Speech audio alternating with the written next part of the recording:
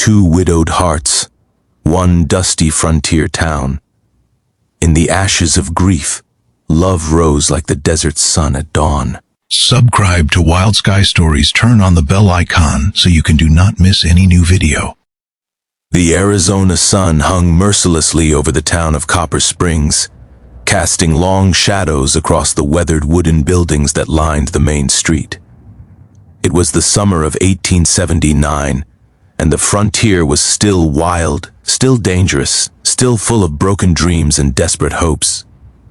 Eliza Thornton stepped off the stagecoach with her small leather bag clutched against her chest, her emerald eyes taking in the unfamiliar surroundings.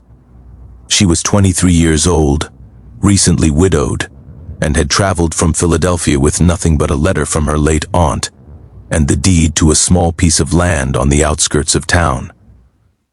Her husband had died of fever 6 months prior, leaving her with debts she could never repay in the city. This dusty, forgotten corner of the world was her only hope for a new beginning.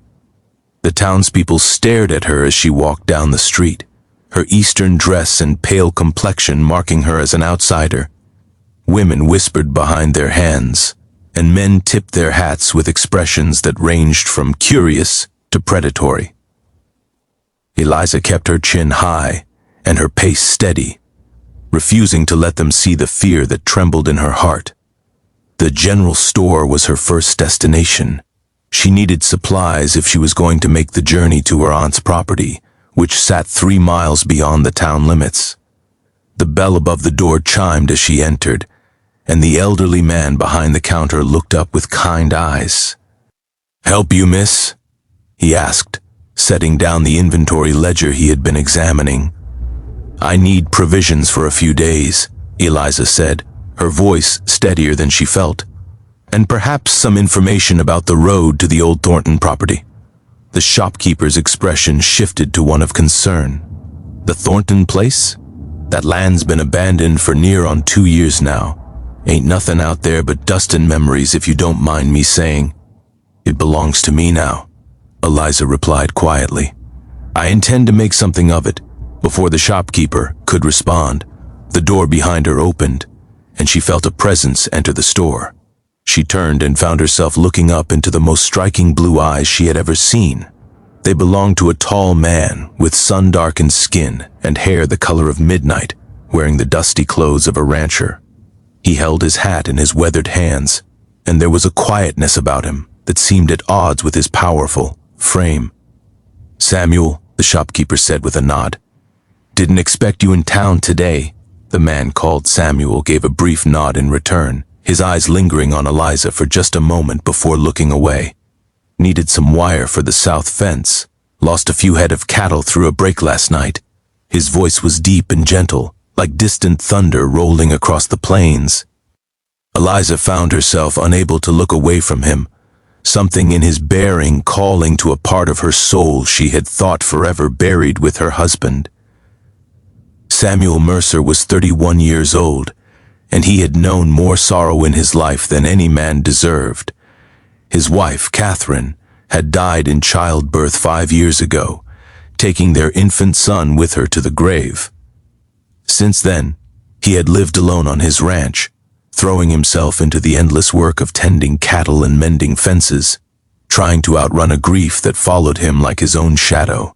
He had noticed the woman the moment he walked in, her auburn hair catching the light from the window, her green eyes holding a sadness that mirrored his own. She was beautiful, certainly, but it was something deeper that stirred within him, something he had not felt in years and had never expected to feel again. The shopkeeper cleared his throat. "Samuel, this here lady is asking about the old Thornton property. Says she's the new owner." Samuel's eyes met Eliza's, and for a long moment, neither of them spoke.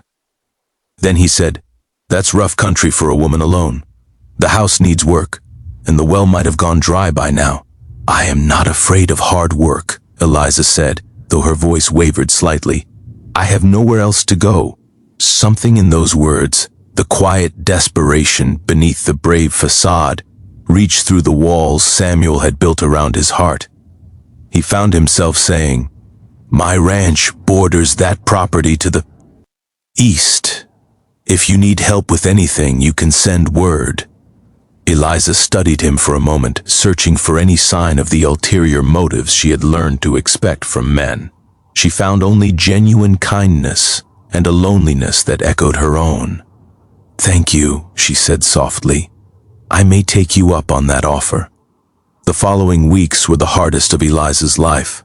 The house was in worse condition than she had imagined, with holes in the roof and windows that let in the cold desert nights.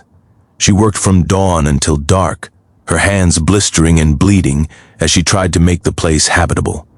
More than once, she sat on the dusty floor and wept, wondering if she had made a terrible mistake in coming here. But she was not entirely alone. Samuel appeared on her property 3 days after their first meeting, wordlessly beginning to repair the damaged fence posts along the road. When she tried to thank him, he simply shook his head and continued working. He came back the next day, and the day after that, always finding some task that needed doing, always refusing any payment or even acknowledgement of his kindness. Slowly, carefully, they began to talk. At first, it was only practical matters, discussions of weather and crops and the challenges of frontier life. But as the weeks passed, their conversations grew deeper. Eliza told him about her marriage, about the husband who had been kind but distant, about the loneliness she had felt even before his death left her truly alone.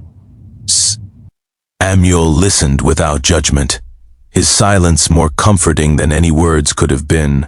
One evening, as the sun painted the sky in shades of orange and crimson, Samuel finally spoke of Catherine. His voice broke as he described the night she died, how he had held her hand as she slipped away, how he had buried her and their son beneath the old oak tree behind his house.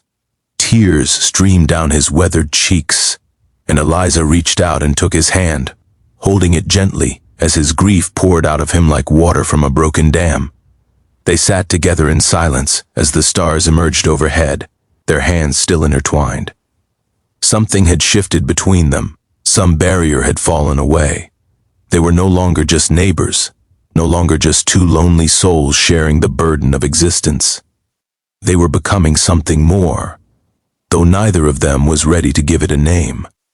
Summer turned to autumn, and the desert bloomed with unexpected color. Eliza's property was beginning to resemble a home, thanks largely to Samuel's tireless efforts. He had repaired the roof, replaced the windows, and even built a small corral for the 2 horses she had purchased with the last of her savings. In return, she had begun cooking meals for him, insisting that he stay for supper each evening before riding back to his own ranch. It was during one of these suppers that Eliza finally asked the question that had been burning in her heart for months. "Samuel, why do you help me? You have your own ranch to tend, your own work to do, yet you spend so many hours here, asking nothing in return." Samuel set down his fork and looked at her across the candlelit table. The flickering light played across his features, softening the hard lines that grief had carved into his face. "When Catherine died," he said slowly, "I thought I would never feel anything again. I thought that part of me had died with her, and I made peace with living the rest of my days as half a man." He reached across the table and took her hand, his calloused fingers gentle against her skin. "Then you came here, with your Eastern dress and your sad eyes, and something inside me woke up. Every time I see you, every time I hear your voice, I feel alive again. I help you because I cannot imagine doing anything else. I help you because being near you is the only thing that makes sense anymore." Eliza felt tears welling in her eyes, her heart swelling with an emotion she had never expected to feel again.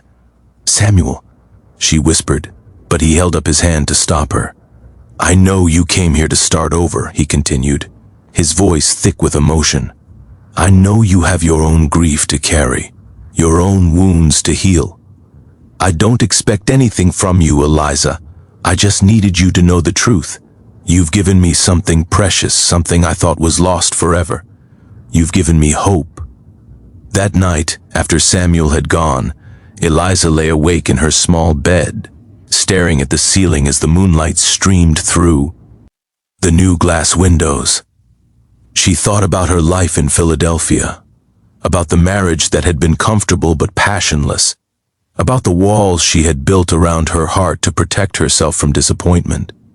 She thought about Samuel, his quiet strength, his gentle hands, the way his eyes crinkled at the corners when he smiled. And she realized, with a certainty that surprised her, that she loved him.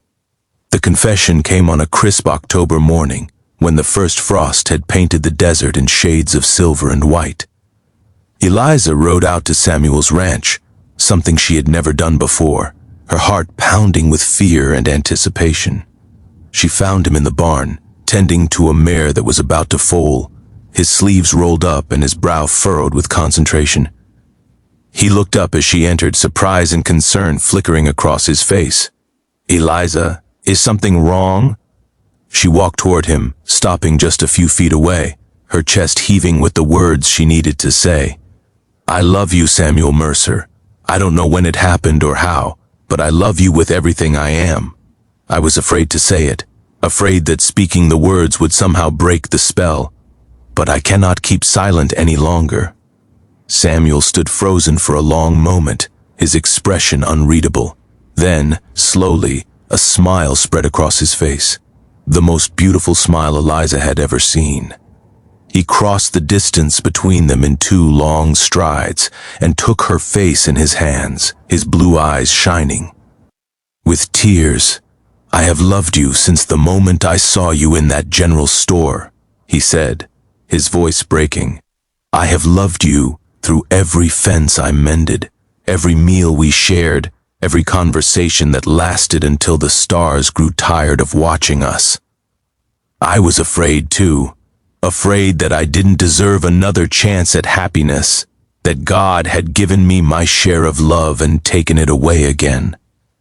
He kissed her then, gently at first, then with a passion that left them both breathless.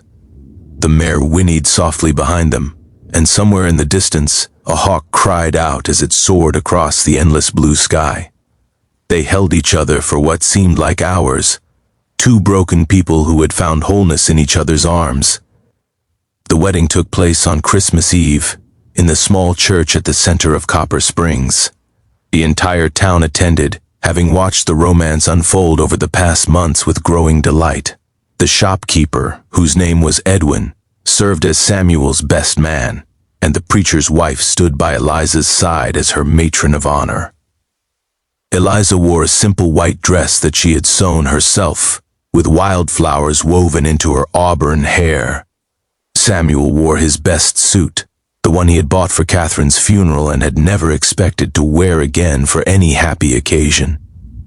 As they stood before the altar and exchanged their vows, both of them were crying, their tears a mixture of joy and grief and gratitude. That night, as they lay together in the house that had once been Eliza's alone, the wind howled outside and snow began to fall, the first snow the desert had seen in years. Samuel held his wife close, marveling at the warmth of her body against his, the softness of her breath against his neck. "I never thought I would be happy again," he whispered into the darkness. "I never thought I deserved to be." Eliza lifted her head and kissed him gently. "We both deserve this, Samuel. We've earned it with our tears and our loneliness and our refusal to give up. Catherine would want you to be happy. My husband would want the same for me. This isn't a betrayal of their memory. It's a tribute to the love they showed us, a promise that we will carry that love forward into whatever years we have left." Samuel felt the last of his guilt dissolve like morning mist in the sun.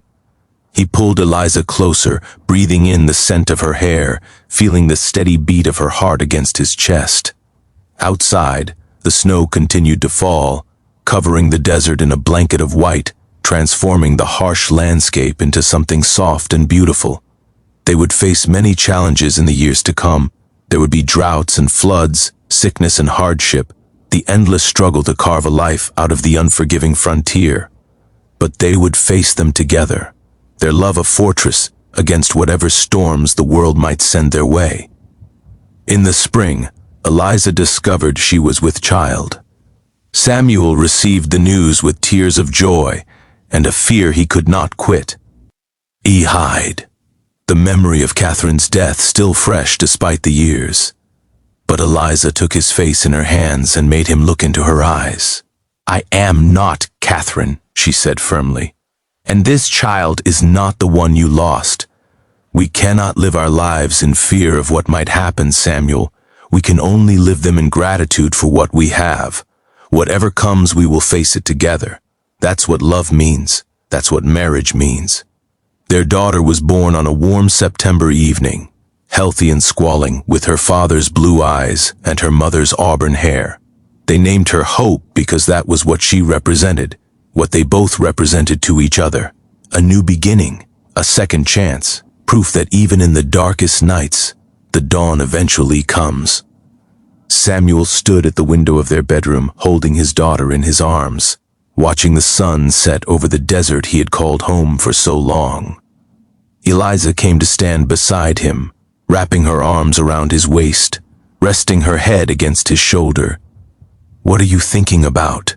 she asked softly. Samuel smiled, that same beautiful smile that had captured Eliza's heart on that October morning in the barn. "I'm thinking about how wrong I was," he said. "I thought my life ended when Catherine died.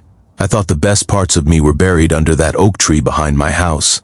But I was wrong. The best parts of me were just waiting to be found. They were waiting for you." Eliza felt tears spring to her eyes, her earth overflowing with a love so profound, it almost hurt. She reached up and touched his cheek, feeling the tears that streamed down his weathered face. "We found each other," she whispered. "That's all that matters. We found each other, and we held on, and we didn't let go. That's what makes us who we are. That's what makes this love worth every moment of pain that came before it." Outside, the last rays of sunlight faded from the sky, and the stars began to emerge, one by one, scattered across the heavens like diamonds on velvet. Somewhere in the distance, a coyote howled, its lonely cry echoing across the desert. But in the small house on the edge of Copper Springs, there was only warmth and love, and the promise of tomorrow, stretching out before them like the endless frontier, full of possibility and hope.